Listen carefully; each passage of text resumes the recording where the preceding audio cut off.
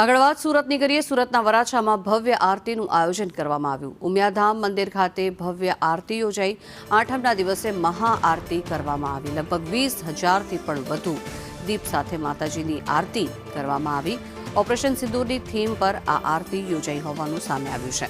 આરતી સમયે તમામ લાઇટો બંધ કરવામાં આવી હતી અને આ દીવડાનો જે ઝગમગાટ છે તેનાથી જ માં નવદુર્ગાની આરતી ઉતારવામાં આવી। માં ઉમિયાની આરતી ઉતારવામાં આવી। આ દ્રશ્યો જે આપ જોઈ રહ્યા છો તે ઉમિયાધામ મંદિર ખાતેના આ દ્રશ્યો છે કે જ્યાં ભવ્ય આરતીનું આયોજન કરવામાં આવ્યું હતું।